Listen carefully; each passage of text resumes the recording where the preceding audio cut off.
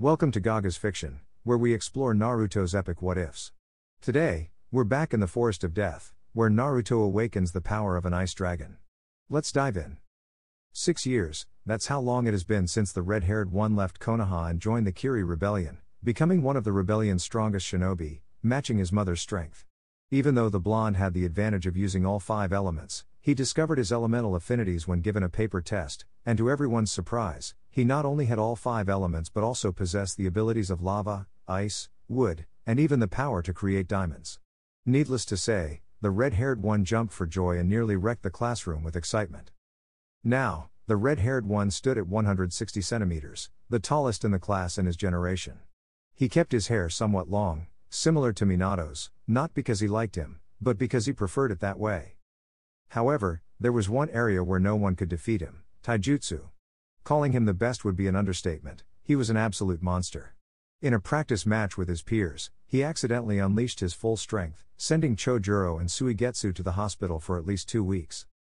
A fan club also formed, where girls admired the red-haired one, much to the frustration of the black-haired girl who found it hard to confess her feelings. Fuinjutsu was a challenge at first due to the lack of information. Flashback. The red-haired one was studying Fuinjutsu in the library while Yuhi searched for information about her Kekkei Genkai.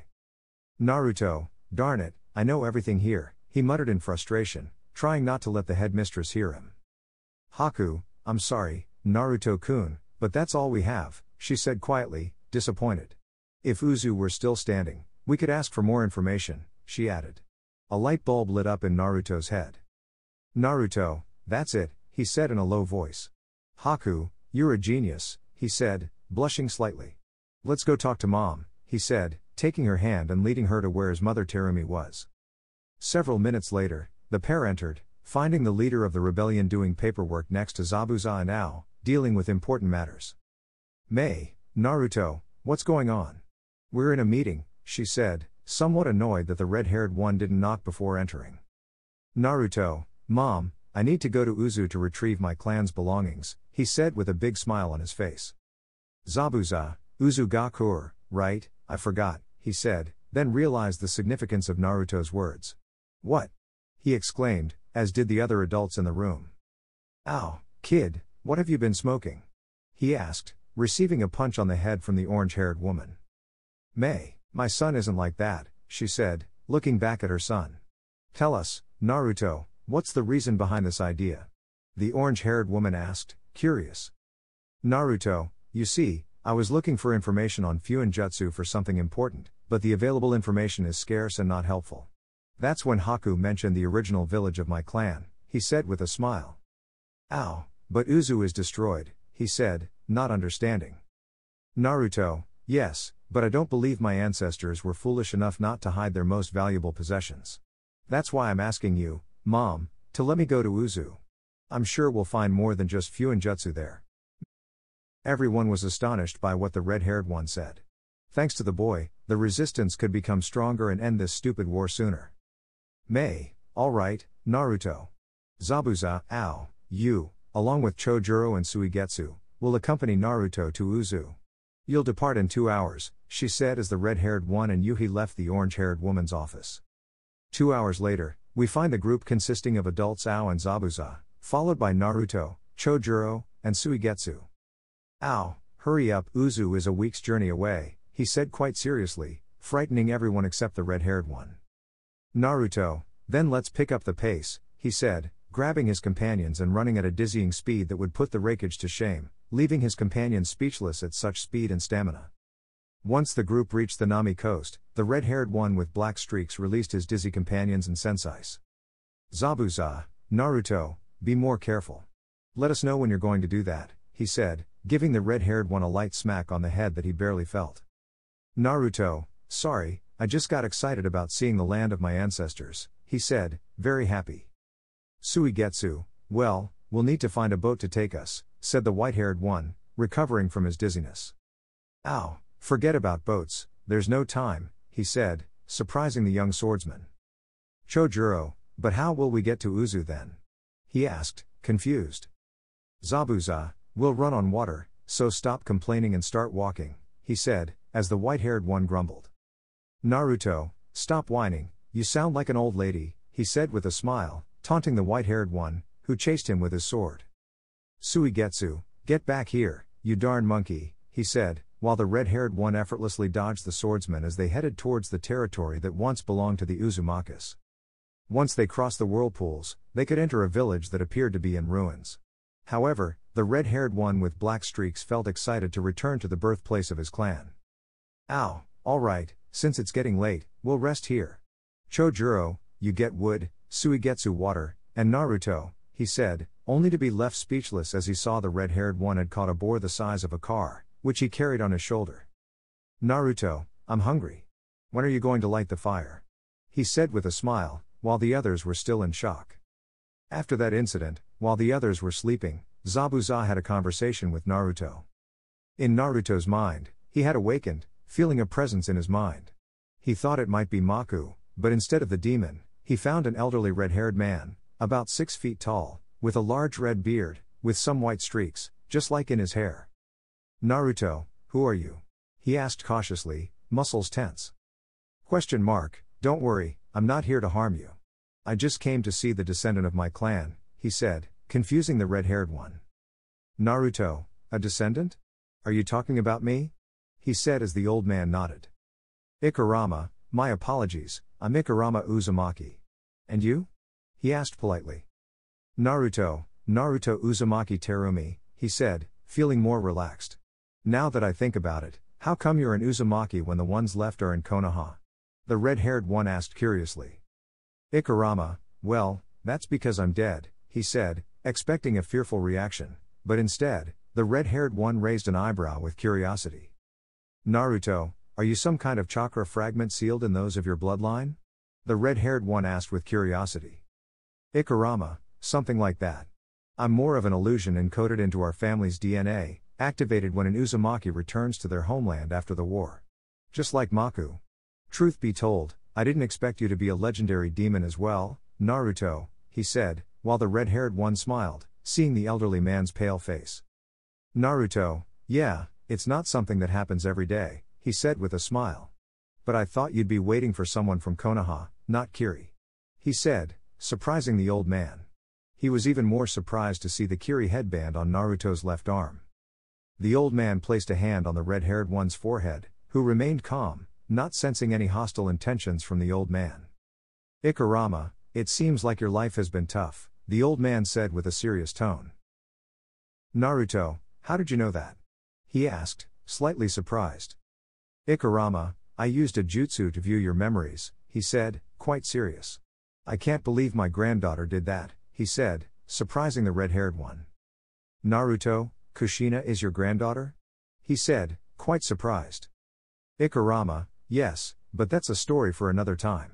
I'll just tell you that you are the heir to the entire Uzumaki clan, he said, surprising the red-haired one. Naruto, but I'm not from Konoha, he said, confused. Ikarama, what the heck does that matter? What matters is that you are an Uzumaki, and you fulfill the clan's code, to fight for family and never leave anyone behind, something my granddaughter failed to grasp, he said, quite upset. Then the old man began to fade away, surprising the red-haired one. Naruto, what's happening, Grandpa? He said, confused by what was happening. Ikarama, it seems that for now, my time has run out, but don't worry. As soon as something important happens, I'll be back, he said with a smile. And don't worry about the clan's treasures, I'm sending you the information. You'll know when you wake up, he said, disappearing completely as the red-haired one left his mental passage. Outside, the red-haired one woke up, catching Zabuza's attention as it was his turn, and Ao would take over. Zabuza, what's going on, kid? He asked, receiving an excited look from the red-haired one. Naruto, I know where my clan's secrets are, he said, surprising the swordsman. Wake everyone up, we're going after them, he said, as the swordsman woke up the others, and they started following the red-haired one to a tree. This puzzled his companions until the blonde bit his finger and used his blood to write a complex kanji on the tree.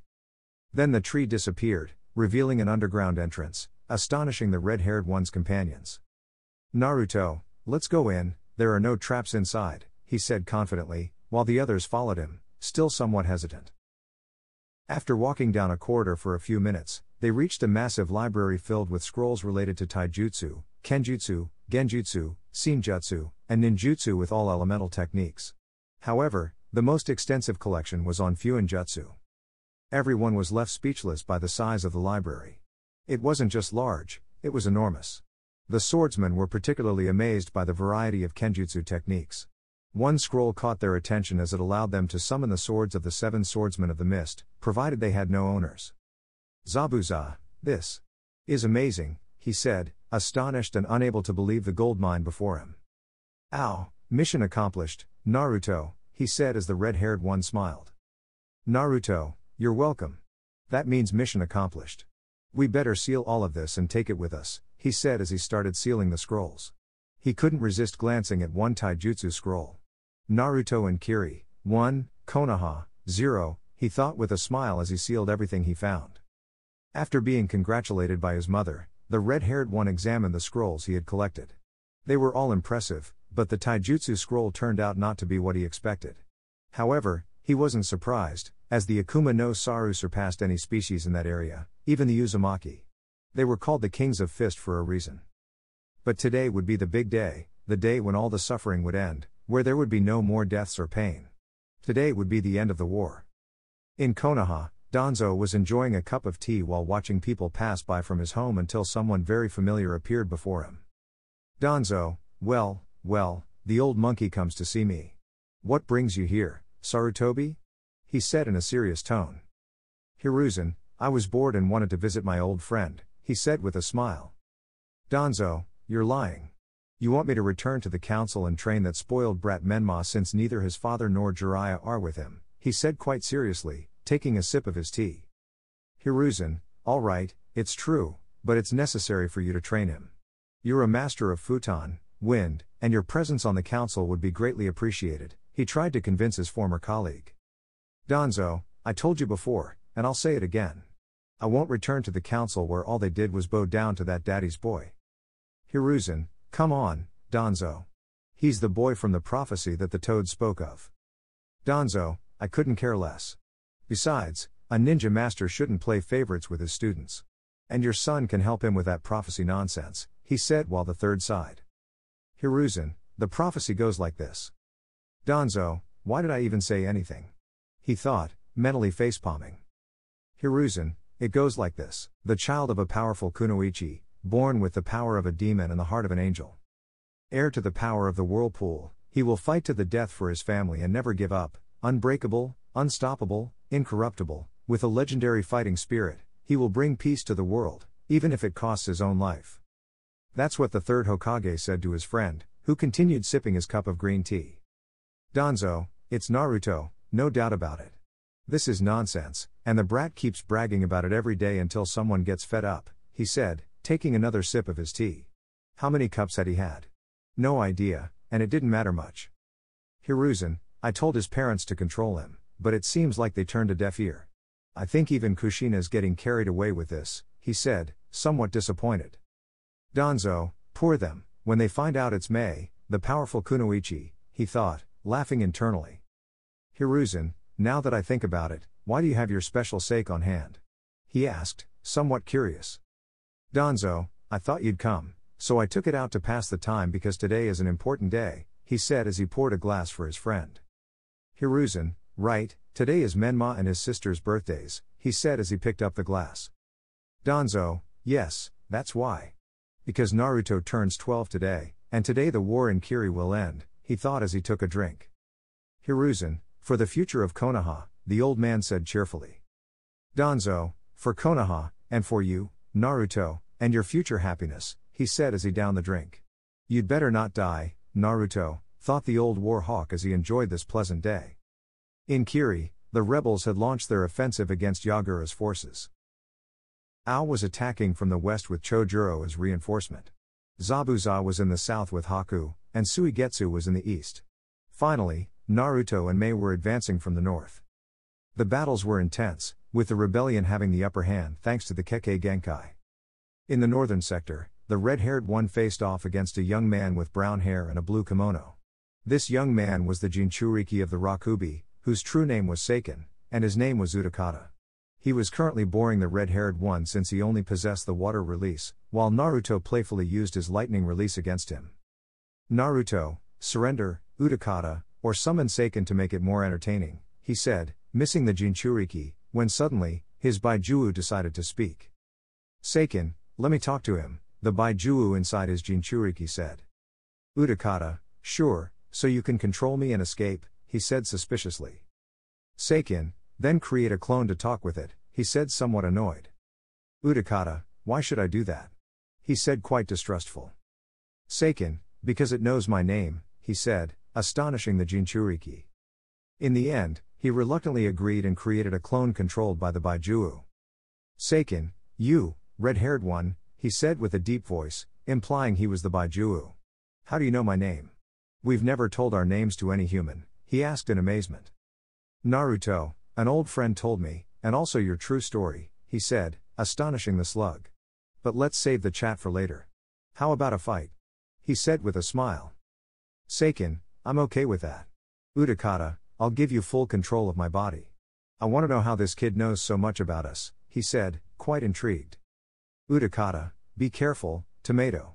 In this state, I'm almost as strong as Yagura, he said as he began to transform. Naruto, be careful, the orange-haired woman said, worried. Naruto, don't worry, Mom.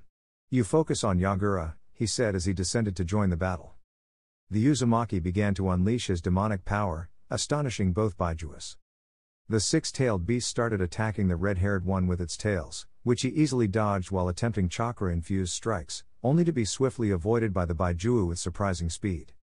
Then, the six tails decided to release its corrosive gas, covering the battlefield. However, when it dissipated, there was no one in sight, nor the aerial kick it received from the red-haired one. In this fused state, both Utakata and Seiken felt the pain from the blow, despite the significant size difference. Utakata/Seiken, damn tomato, they both said in unison as the red-haired one looked at them with a smirk. Naruto, your corrosive gas won't affect me, slug, he said, angering both the Jinchuriki and his beast. Why are you siding with Yagura on this? He asked the Jinchuriki seriously, astonishing them. Utakata, Yagura treated me like a brother and defended me from everyone else who saw me as a monster. He showed me that anyone, even a Jinchuriki, can be loved and respected. Although I disagree with killing Kekkei Genkai bearers, I promise to support him in everything, just as he supported me, he said with determination. Naruto, even while being under a genjutsu? He asked, surprising both the Jinchuriki and his Baijuu. Seiken, that explains why my brother Isabu never talked to me, even though he's nearby, he said, surprising the Jinchuriki and puzzling him a bit. Isabu is the three tails, he said, surprising the bubble uncle. Then, an explosion was heard behind Naruto, revealing Mei Terumi, who had been thrown into the air and badly wounded by Isabu, who was using the three tails body. Naruto, Mom! He shouted, the red-haired one sprinting at full speed to check on his mother, astonishing the Jinchuriki and his Baijuu with his velocity and the energy he had briefly used. The Uzumaki quickly moved his mother away from danger, concerned about the injuries on her body. Naruto. She said, in pain and about to faint. Naruto, Mom, don't worry, the medics are coming. Mom? Mom? He said anxiously as he realized she wasn't responding and had no pulse. The red-haired one stood still, holding his mother, who was taken away before things worsened, leaving him in place, unmoving.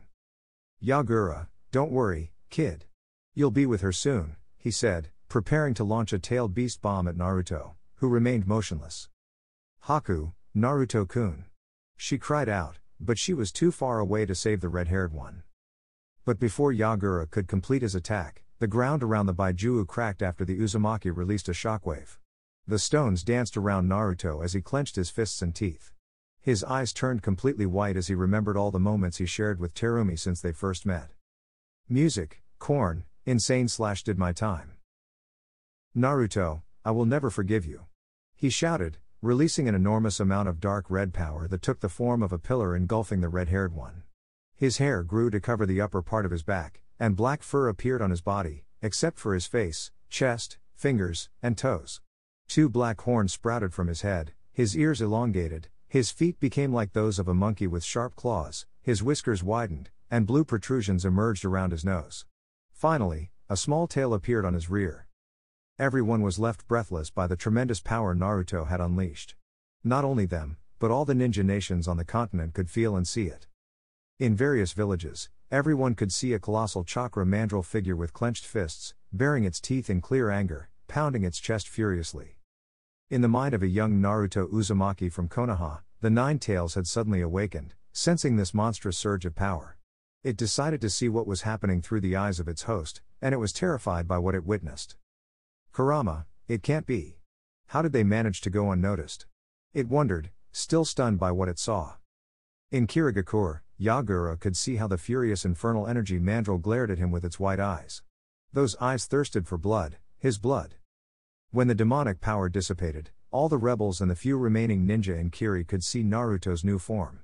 He had white eyes and was very, very angry, foaming at the mouth, and huge. He stood at least 3 meters tall, with even larger muscles. Naruto, Ro-o-a. He let out a ferocious roar that made Yagura, even in his tailed beast form, step back from the shockwave created by the roar. Seiken, damn, Utakata, let me talk to the shinobi. He said as the frightened Jinchuriki nodded. Everyone, whether you're rebels or not, get out of here ASAP. He said, astonishing all the shinobi. The red-haired one lunged toward the Three Tails, creating a massive crater due to the force he shot out with. He then punched the Baijuu, shattering several protrusions on its face. He grabbed one of its tails, pulling it closer to him, and delivered another punch to its face. He repeated this process at least 20 or 30 times, each punch being excruciatingly painful, until, to the relief of many who were already pleading for mercy on the poor Baijuu, he landed a hook that sent it literally flying until it became a small dot in the sky. The witnesses were stunned and speechless at the red-haired one's actions. He roared like a beast while pounding his chest furiously, effortlessly launching a tailed beast into the air. After a few seconds, the fourth Mizukage fell to the ground, creating an immense crater. When the smoke cleared, the Jinchuriki was in his original form, displaying severe wounds as he painfully got up and spat out blood. Yagura, no. It can't be. He said, spitting blood as he tried to stand. However, the pain was too much. Many of his bones were broken, and some of his organs were damaged. The situation took a turn for the worse when the red-haired beast stood a few dozen meters away from the shattered Jinchuriki. Yagura, damn it. He said, attempting to confront it in vain. He was caught by the head and received a punch that fractured his skull. He was then used as a makeshift hammer for several seconds before being kicked in the side, sending him to the other end of the battlefield. Curiously, there was no mist in the area, possibly due to the red-haired one's roar. The Mizukage was scared and struggling to stay conscious, only to be grabbed by the devilish monkey by the neck, which opened its mouth to devour him. Haku, Naruto-kun. The black-haired girl cried out, followed by Zabuza, trying to save her. The red-haired one stopped and fixed his gaze on Yuhi and Momochi. Haku, Naruto, it's me, Haku, she said tearfully as the blonde released the battered Mizukage and crouched down to get a closer look at the girl.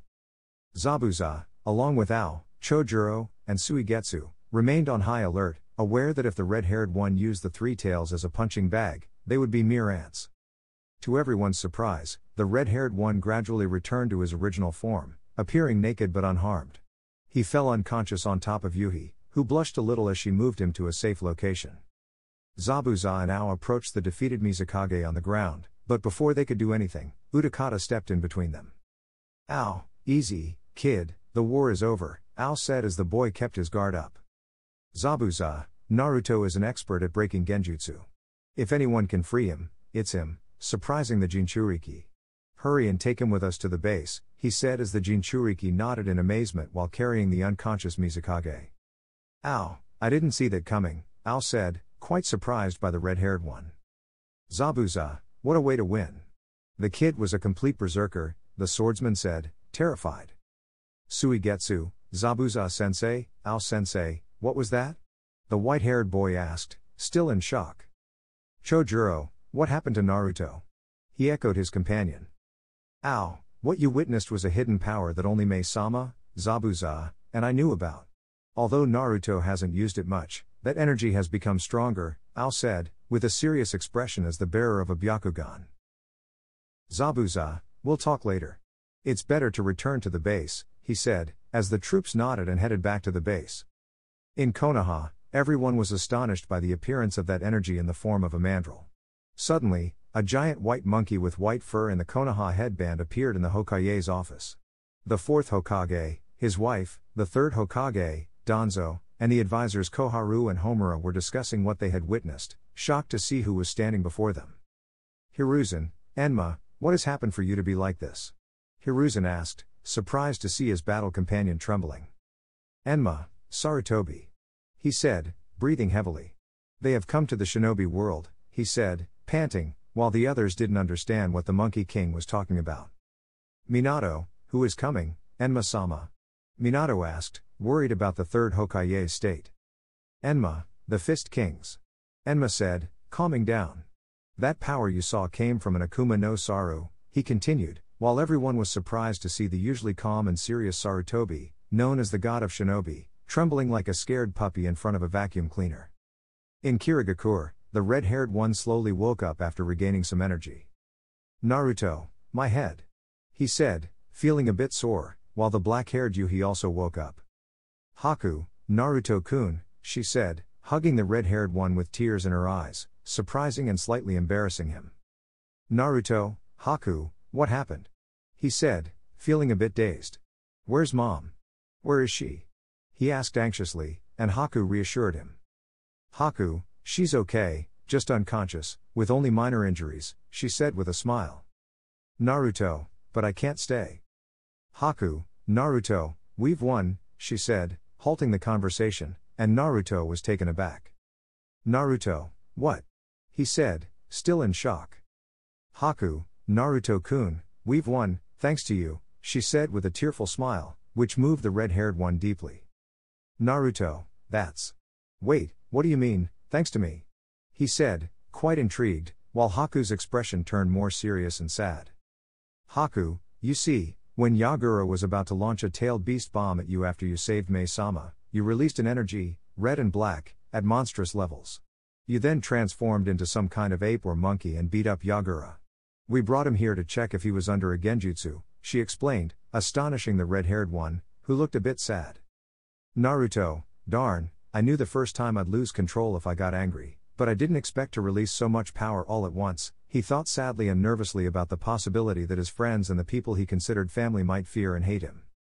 Haku, don't worry, Naruto-kun, besides Yagura, no one was hurt, she said, lightly stroking the red-haired one's face. Naruto, but I could have hurt an ally, or you, and I'd never forgive myself for that, he said, impressing the black-haired girl, who was just inches from his lips, her face turning slightly rosy. Zabuza, she was the one who stopped you, Zabuza said, surprising the two young people, who quickly separated with flushed faces. Haku, Zabuza-sama, she said, blushing. Zabuza, Naruto, Mei wants to see you, he said, looking serious as the red-haired one grew a bit nervous and followed his sensei. He was afraid that they would hate him, afraid that they would see him as a threat, afraid of being rejected by the people he considered family. Yuhi took the red-haired one's hand, providing some comfort with her dark touches, and offered him a smile, which helped ease his nerves a bit. In the office, the red-haired one nervously observed his friends and Ao, who regarded him with seriousness. Mei, seated at the table with her face obscured by her hair, added to his anxiety. The red-haired one was trembling in fear, not knowing what to say. He was terrified. However, his fear turned into surprise and curiosity when the orange-haired woman suddenly embraced him, tears streaming down her face. Mei, thank you for everything, Naruto. My son, she said with tears of joy, and the others in the room clapped. Naruto, wait a moment, he said, gaining everyone's attention. Haku told me what I did in the war. Shouldn't you be afraid of me? He asked, somewhat puzzled. Zabuza, it's true that you lost control, but when Haku approached you to stop you from killing Yagura, you could have killed her, and you didn't. It showed that even in your uncontrollable state, you love us, and you attacked Yagura to defend Mei-sama. Your heart was the one in control, Naruto, he said, surprising the red-haired one with his speech. Suigetsu, I have to admit, that transformation was amazing, Naruto. How did you learn that? Ao-sensei told us about your other source of power. Is it related? He asked, and the red-haired one became serious, distancing slightly from his mother. Naruto, all right, I said I knew nothing or very little about this power to prevent you from abandoning or killing me at that time, he said seriously. But now that I know you love me as much as I love you, I'll tell you. This power I have is called Akuma no Saru no Chikara, power of the devil monkey. Besides being an Uzumaki, I belong to one of the most powerful demon races that ever existed, the Akuma no Saru, also known as the Ken no Otachi, Kings of the Fist, due to our incredible taijutsu, being the most brutal ever, he explained, astonishing everyone as he told them about the battle against the Akuma no Ryon, devil lions, the surviving ones sent to the shinobi world like him, and how he knew all this due to his genes. Chojuro, that's amazing, Naruto, he said, his eyes shining with admiration. Ow, I have a question, he said, catching everyone's attention. Can you control that transformation you had? He asked while they all looked at the red-haired one.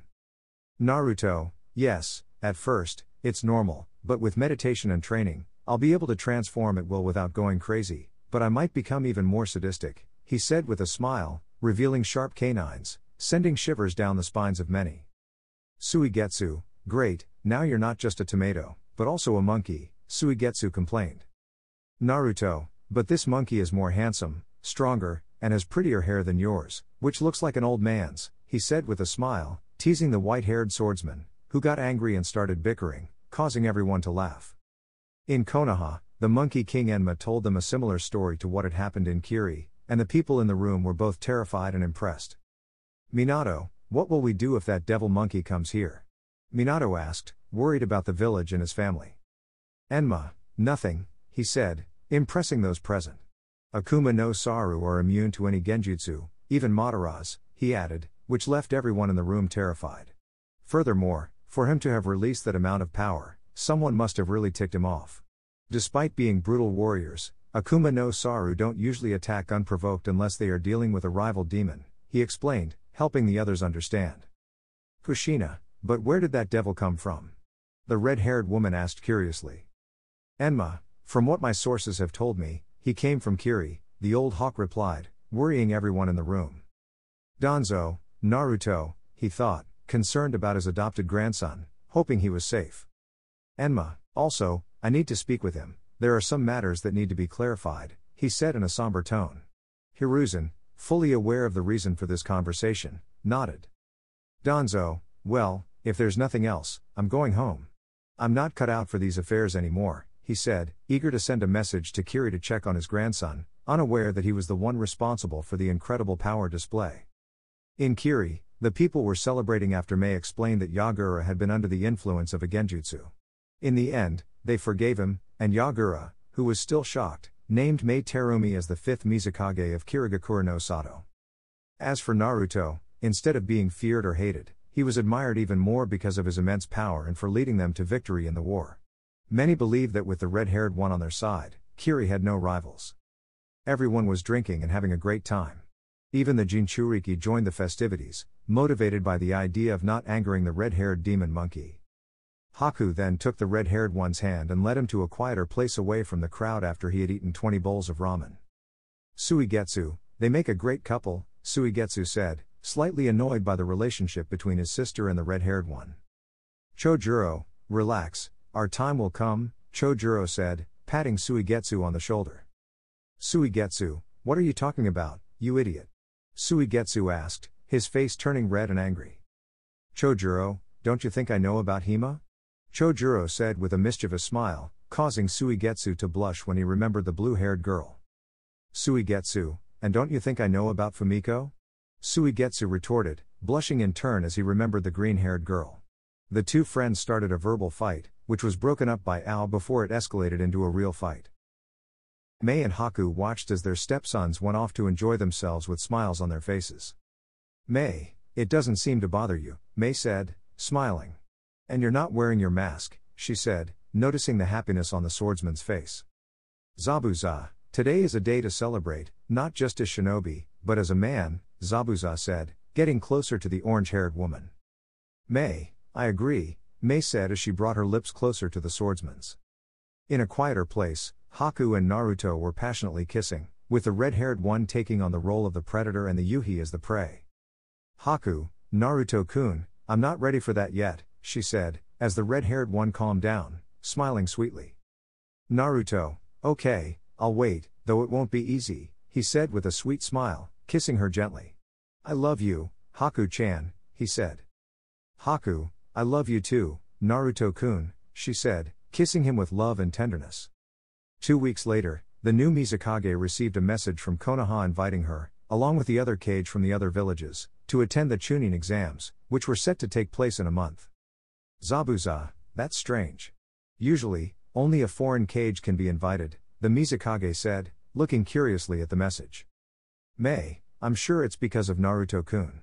According to Danzo, he said that his power was seen all over the continent, May replied, surprising her boyfriend and her right-hand man. Ow, fortunately, they don't know that he's the cause of that power, he said in his usual serious tone. Zabuza, still, he's just a Jinan. Chojuro, Suigetsu, and Haku are Jinan too, the swordsman said, looking a bit serious. May, I can put Haku through an official test, but the others? May trailed off. Why not? Ow, go find Naruto, I think he's going to like this, she said, as Ao left to get the red-haired one, who was kissing Haku. Naruto, what's going on, Mom? Naruto asked, a bit annoyed by the mysterious smile on his mother's face. He knew that when she smiled like that, she had something up her sleeve. May, as you know, you're only a Jinan, she began, causing the red-haired one to feel disappointed. The Chunin exams will be held in Konoha in a month, she said, making the red-haired one's expression turn into one of annoyance because he would have to go back to that place. The children of the fourth Hokage are participating, she added, catching the red-haired one's attention. Would you like to show your grandfather Danzo and the shinobi world who the strongest are? She asked, surprising the red-haired one. Would he return to Konoha once again to humiliate his family and the village? To confront his grandfather? To go home with his head held high and have the village acknowledge his strength? Naruto, I would love to, Mom, Naruto said with a sadistic grin, revealing his sharp canines and causing Ao to feel nervous. Konoha was in for a tough time, as the demon monkey was hungry for battle and eager to show those fools just what the Fist King and many others had felt in his presence. Chapter 3, The Chunin Exams. Naruto and his friends, led by Zabuza, were heading to Konoha to take part in the exams. The red-haired guy with black streaks in his hair was very excited about the idea of proving himself to his genetic human family. He didn't really hate them, he barely knew them. He just wanted to have fun and crush their pride. Zabuza, you seem really excited, Naruto, the swordsman said to the red-haired boy. Naruto, of course, I have a chance to show Konoha that Kiri is the strongest, and if I'm lucky, I might get to fight against Kurama, he said, recalling his conversation with the Baijuas. Chojuro, now that I think about it, how much time do you have left with those seals? He asked, curious. Naruto, by the time we get back home, they'll be ready, he said with a smile, remembering the surprised looks on the Jinchurikis and their Baijuas. Flashback. The red-haired boy was with the Jinchurikis after training with them in the beast mode. After the Jinchurikis learned the history of their Baijuas, their relationship improved, and they became friends. Naruto, guys, I need to talk to you, he said, getting the Jinchurikis' attention. I found this in the scrolls of my clan, he said, showing them a red scroll. Utakata, what is it? He asked, curious about what he saw.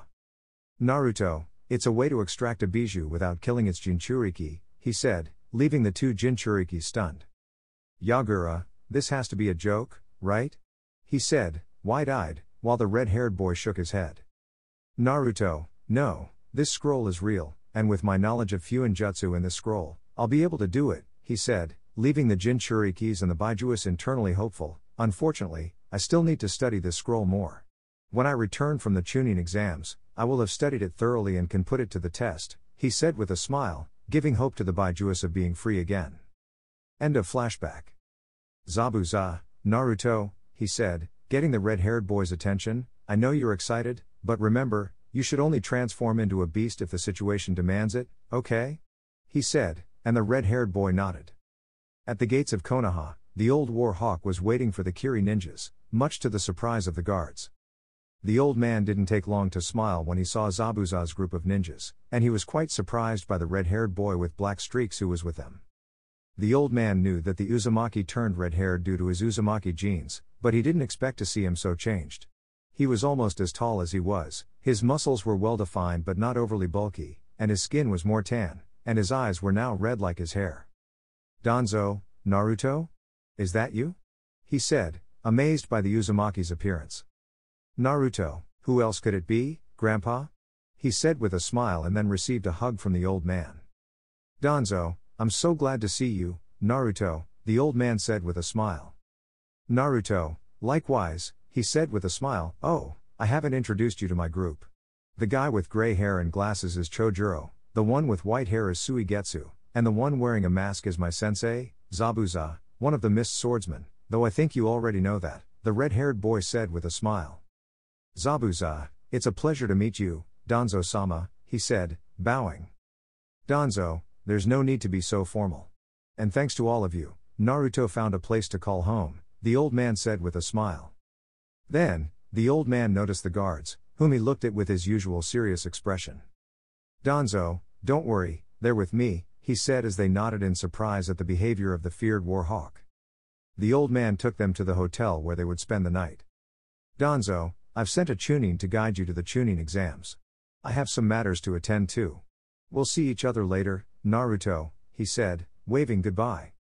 Naruto, of course, Grandpa, the red-haired boy said with a smile, as he and his team left their things at the hotel, which wasn't much. An hour later, the Konoha Chunin guided the Jinan to the location of the exams, while Zabuza simply waited at the hotel. Upon arriving, the group quickly realized that there was a genjutsu in place.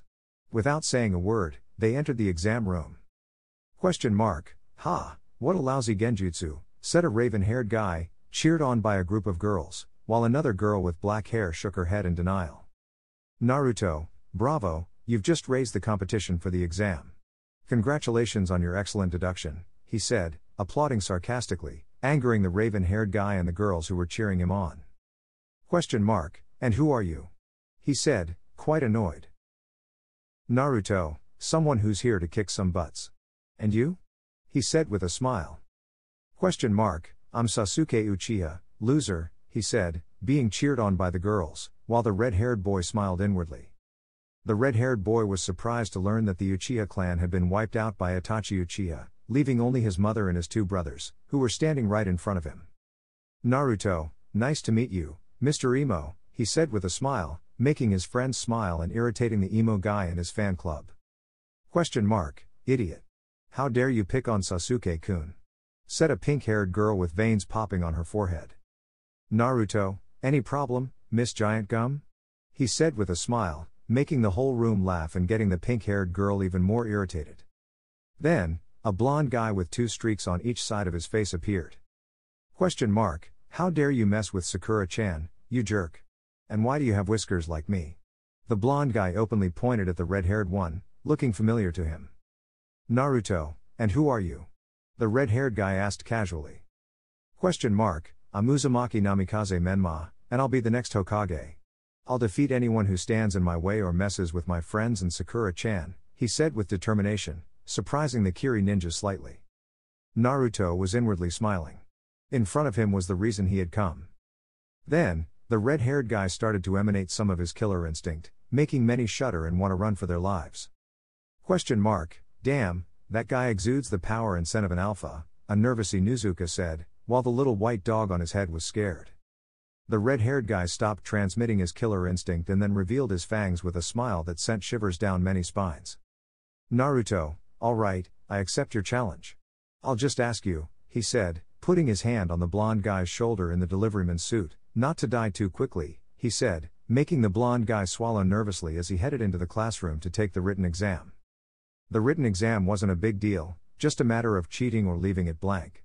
Both he and his companions knew the answers thanks to the knowledge from the Uzumaki clan scrolls and the information they had gathered from the red-haired guy's clan scrolls. This surprised Ibiki Morino, the head of the intelligence and torture department, as he watched the red-haired guy wait for the others, who were also surprised that they had solved it so quickly. Sasuke, damn red-haired guy, he thought enviously as he tried to copy from someone in the class. After completing the exam, everyone waited for the exam proctor to return.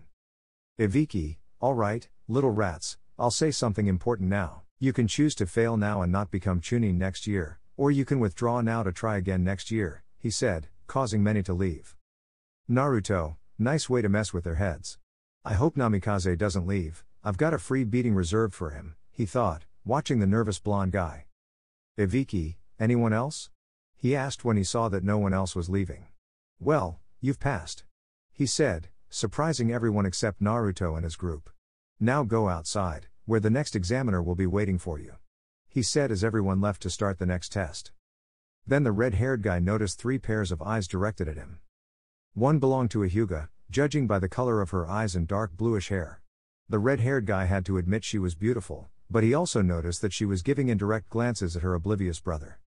Next was a dark-skinned, green-haired girl with quite revealing clothing from Takigakure. She would look away in embarrassment whenever the red-haired guy caught her gaze. Lastly, there was a blonde from Kumo with a prominent front. The red-haired guy almost had his eyes pop out, not out of perversion, but because, besides his mother, he had never seen such large assets.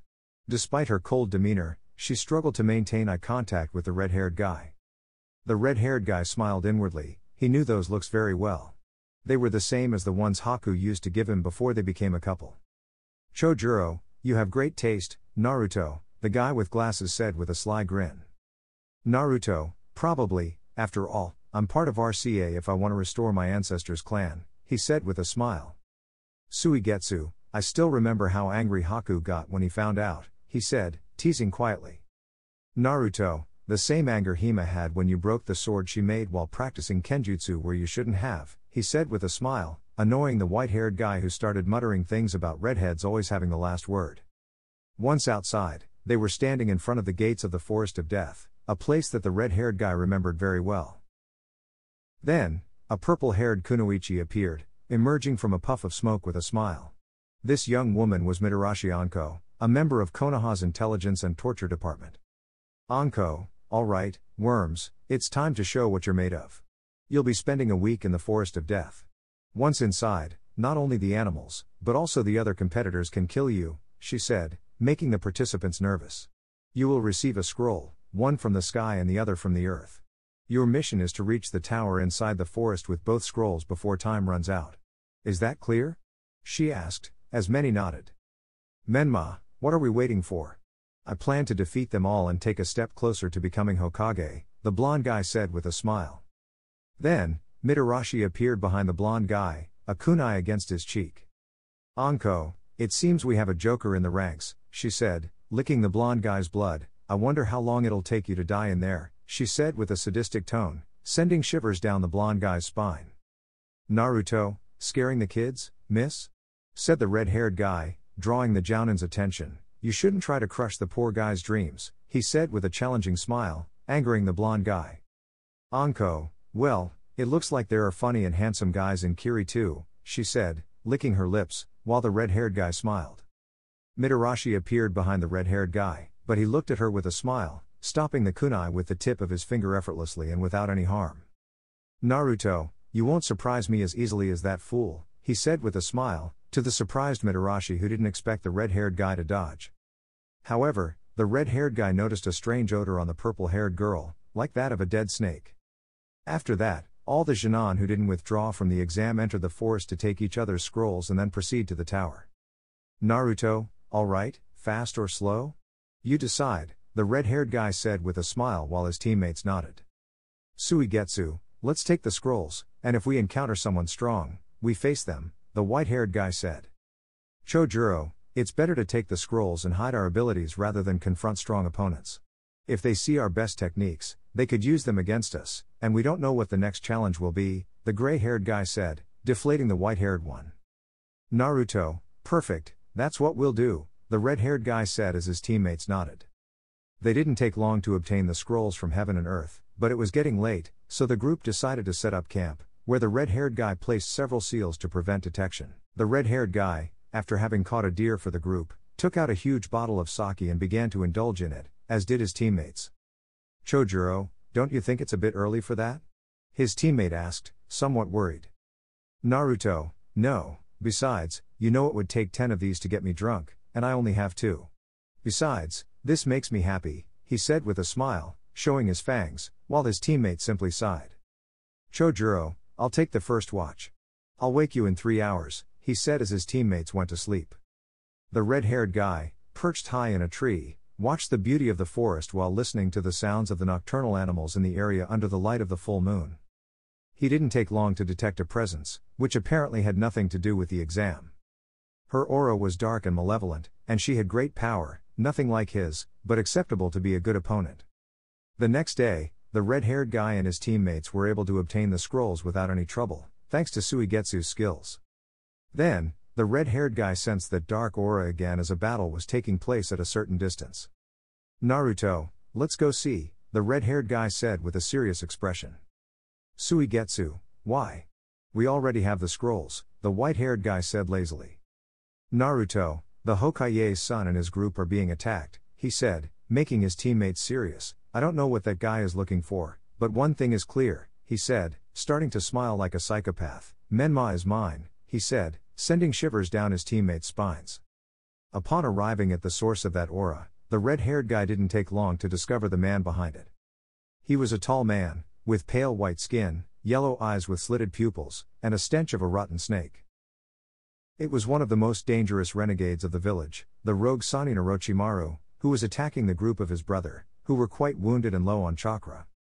Before the criminal could attempt anything against the blonde Uzumaki, who had leapt towards the snake, the red-haired guy with black streaks stepped in, creating an explosion of dust, blinding those present, who could only see a silhouette through the dust. Eventually, the dust cleared, revealing the Mizukage's son with a serious look. "Orochimaru, well, it seems we have another cockroach to crush," he said, catching the attention of the monkey, who turned towards the Sanin with a serious expression. "Naruto, it's not that I care about your snake plans, you've just gotten in my way," he said with a challenging look, making the snake Sanin tense. "Orochimaru, are they your friends?" he said with his typical snake-like smile. "Naruto, no, you've just taken my prey," he said, cracking his knuckles. "Besides, I know enough about you to know what you're capable of, and I need that blonde intact," he said, getting into a fighting stance. "Orochimaru, then you must know that you're no match for me," he said, preparing for battle. "Naruto, we'll see about that," he said, smiling like a psychopath, while Namikaze and his group stepped back to watch the fight clearly, along with the red-haired guy's teammates. "Sakura, what does that idiot think he's doing? He's going to get himself killed," said a loud pink-haired girl, making the ninjas from the mist laugh. "Sasuke, what are you laughing about?" said the emo with seriousness. "Chojuro, just watch, Uchiha, and you'll understand," he said with a smile, as everyone looked towards the battlefield. The Sanin launched himself into a taijutsu battle against the red-haired guy, hoping to finish off his opponent quickly. Big mistake. The Uzumaki easily blocked all of the Sanin's blows, and then returned them one by one without mercy, finishing with a powerful kick that sent him crashing through several rows of trees before landing on the ground. The Konoha team couldn't believe their eyes. It took just a few punches and kicks to send the Sanin flying hundreds of meters. He got up from the ground, unable to believe what had just happened. "Orochimaru, what the hell?" he said, very agitated. "Naruto, was that all?" said the red-haired guy, appearing right behind the Sanin, surprised he hadn't noticed the boy earlier. "I'm sorry, but taijutsu is my strong suit. You'll have to try something else," he said with a defiant smile. "Orochimaru, as you wish, kid," he said, making hand seals and using elemental techniques, which made the red-haired guy smile. He easily dodged the attacks. Then, the Sanin emerged from a nearby thicket, his fingers pointing at the Uzumaki's stomach. "Orochimaru, 5-element seal," he said, striking the Uzumaki's stomach with his fingers. To the Sanin's surprise, the red-haired guy's chakra continued to flow without any problems, and the seal did not appear on the Uzumaki's skin. The boy had a macabre smile. "Naruto, I'm sorry, but I'm already immune to that seal. I learned about it," he said, delivering a punch to the Sanin's face, which he could feel breaking into several pieces as the Uzumaki made hand seals. "We'll meet again," he said, then released a water and lightning dragon that merged into one and hit the pedophile, sending him flying several kilometers away from the battlefield. The Konoha team couldn't believe the feat of the red-haired guy, while his teammates smiled as their leader returned to them. The Mizukage's son noticed that the emo had already been marked by the snake but focused more on Menma. "Naruto, don't misinterpret things. I saved you because I have unfinished business with you, Namikaze. You'd better make it to the finals," he said before disappearing with his team. Namikaze then rambled on about random things until the pink-haired girl calmed him down with a punch to his head. Once in the tower where the finals would be held, the Uzumaki meditated while his two swordsman teammates chatted to kill time. They were the first to arrive, and no one else was in the place. Then, some Suna ninjas entered the tower, and one of them caught the red-haired guy's attention. This particular ninja had red hair and carried what looked like a gourd on his back, emitting a murderous and hostile aura.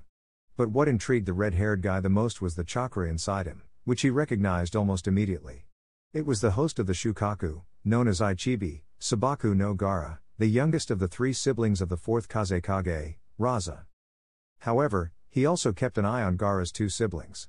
One was Gaara's older brother, Kankuro, who carried a sort of box on his back with bandages and had face paint that seemed more like makeup to intimidate. The other was the eldest of the three siblings, Tamari, a very beautiful blonde with a strong demeanor, which intrigued the red-haired guy. His teammates quickly noticed what had caught the red-haired guy's attention, so Suigetsu couldn't help but sport a mischievous smile. "Suigetsu, look at what our Naruto is interested in, Chojuro," he said, nodding towards the blonde. "Chojuro, Haku won't be happy about this," he said, maliciously laughing and chuckling. "Naruto, should I remind you that as the heir of my clan, I'm part of the clan restoration plan?" he said, silencing the laughter of his teammates who had forgotten about that detail. Then, other teams arrived, with Namikaze's team being the last to enter. The blonde received a scolding from the pink-haired girl for his goofing around. The red-haired guy simply ignored them and waited for the start of the eliminations. He curiously noticed a black-haired girl with white eyes, the heiress of the Hyuga clan, Hinata Hyuga. When he looked at her, she blushed and looked down, fiddling with her fingers. "Naruto, that girl. I feel like I've seen her before," he thought while observing her. The fights began, with the first one being between the Uchiha and a ninja from Ado, in which the Uchiha seemed to be at a disadvantage. However, the red-haired guy quickly noticed that this was just a test for the Uchiha's curse seal and kept a discreet eye on where the Sannin was hiding. In the end, despite the Uchiha's jutsus, the ninja from Ado won by absorbing his opponent's chakra. The next battle was between the ninja from Ado and a boy from Konoha named Shino, a member of the Aburame clan. Shino used his insects to disarm his opponent's weapons, leaving him unable to use his arms. The following match was between Menma and a boy from the Inuzuka clan named Kiba. Both of them were equally cocky and loudmouthed, and in the end, Namikaze won the fight, thanks to a rather comical method involving flatulence. To be honest, it was quite ridiculous. All the red-haired guy needed to see was the expression on the Namikaze Hokage's face to understand that he wasn't very proud of his son's victory. In fact, he doubted that he needed to humiliate the boy because he was doing a pretty good job of humiliating himself. But he decided to make it fun. Finally, it was the Uzumaki's turn, and he would be facing none other than Namikaze's teammate, Sakura Haruno. The red-haired guy had nothing against the pink-haired girl, even though she was known for being loud and a fan of the Uchiha. But he was bored and wanted to provoke the Namikaze, and what better way than to harm the woman he loved. With a psychopathic smile, the Uzumaki landed on the stage with a force that shook the ground, like an elephant crashing to the ground. The spectators were astonished by the amount of power the red-haired guy had released, although it was just a fraction of his true power. His teammates, however, grew nervous because they knew that when he smiled like that, his opponent wouldn't fare well. Sakura, on the other hand, felt somewhat intimidated by the red-haired guy, but her ninja pride and her fanaticism for the Uchiha prevented her from backing down. Serious mistake. Warning, if you like this character, you won't like the fight that follows. Uzumaki charged at his opponent with great speed, surprising Haruno, who dodged him. Because the red-haired one wanted her too. But it was just a bluff, as Uzumaki later grabbed the pink-haired girl by one leg, slammed her to the ground, and finished with a kick that sent Haruno crashing into the wall. Everyone was left speechless, shocked by the brutality of the red-haired individual. Minato, who was watching the fight, knew from his wife that the Uzumaki could be lethal in battle, but this style of attack was very different from that of his wife. Haruno emerged from the wall, feeling dizzy and struggling to maintain her balance. "Naruto, is that all?" he said with boredom. "What a disappointment. Well, what can you expect from the partner of an emo and a daddy's boy," he said, provoking the Namikaze and Haruno. "Sakura, don't you dare insult Sasuke-kun," she said in a rage, launching herself at the red-haired one, smiling at the prospect of getting what she wanted. Unexpectedly, Uzumaki overwhelmed her with his left arm, knocking her down again. But this time, he grabbed her by the head, smiling sadistically. "Naruto, you have a beautiful face. It's a shame I have to break it," he said before raining punches on the pink-haired girl, who ended up bleeding profusely. The people of Konoha were horrified by the scene, while Minato and Kakashi restrained Menma, who wanted to tear apart the red-haired one as his eyes turned red with slit pupils. This caught the red-haired one's attention, and with cruelty, he smiled like a true psychopath, then made an obscene gesture, further enraging Namikaze and Hatake, who were also struggling to contain themselves. Uzumaki then threw the pink-haired girl into the air and proceeded to brutally beat her. She received at least hundreds of kicks and punches before crashing to the ground, leaving her body shattered. Many present were amazed and terrified by the brutality of the red-haired one with black spikes. Even Gaara felt fear when he saw that person, and his instincts told him to stay away from the red-haired one. Incredibly, the pink-haired girl remained conscious, fighting to stay on her feet. "Naruto, you're resilient. Many have died when I get in this state," he said with a smile as the pink-haired girl stood up. "I propose a deal," he said, capturing everyone's attention. "You can surrender and leave with honor or continue this game where you're clearly going to die. It's your choice," surprising those present, thinking that the pink-haired girl would surrender. "Sakura, never!" she shouted, filled with anger at being underestimated, making the worst decision of her life. "Naruto, as you wish," he said, delivering a punch to her abdomen that nearly spilled her guts, causing her to spit out a lot of blood. "Kakashi, Sakura, surrender. It's not worth dying like this," Hatake said, desperate for his student. "Naruto, too late, Hatake," he said, twisting her arms as if they were made of clay, causing the pink-haired girl to scream in pain and agony. "Since you've endured so much, I'll tell you a little secret that only a few know." The red-haired one whispered into her ear, saying something only she could hear. Her eyes widened in surprise as she looked incredulously at the red-haired one who was smiling. "Don't tell anyone. I want it to be a big surprise," he said before knocking her out, winning the fight. Everyone distanced themselves from the red-haired one, who was heading towards his comrades. Before that, he gave a shameless grin to the blonde one who was about to unleash the Baijuu and kill him.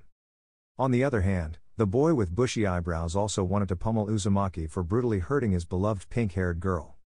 The Uchiha, who curiously happened to be there, also looked at the red-haired one with some hatred. However, it didn't take long for the red-haired one to realize that the provocations were aimed at Namikaze. The question was, why? Menma was one of the worst in the class and a fool. Did the Hokage do something to him in the past? The emo simply decided to keep an eye on the red-haired one because he was more dangerous than he appeared. Inside the Jinchuriki Namikaze, the nine-tailed fox looked at the red-haired one with horror, as it didn't take long to recognize him. It knew that if he unleashed all his power, not even he and the other tailed beasts together could stop him. However, there was someone lurking in the shadows who quickly understood the red-haired one's message. He wanted to humiliate the Namikaze family, although the motives behind it were unknown. But one thing was certain: interesting things were about to happen. The battles continued, with Temari defeating Tenten, making the bushy-browed boy even angrier. Gaara had a fierce fight against Rock Lee, and Neji won against Hinata, leaving her physically and mentally crushed. In fact, the red-haired one had to intervene twice on the battlefield, once to prevent the Hyuga from killing his cousin, something unforgivable for a true member of their clan. He also stepped in before Gaara could destroy the green-clad boy, preventing a situation worse than in the anime battle. He quickly attracted strong rivals, but his main target watched him from the stands with a thirst for blood.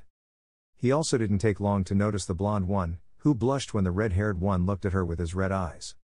Chojuro and Suigetsu decided to surrender and leave it to Uzumaki. They were here to allow Uzumaki to humiliate the Namikaze clan and elevate Kiri to new heights.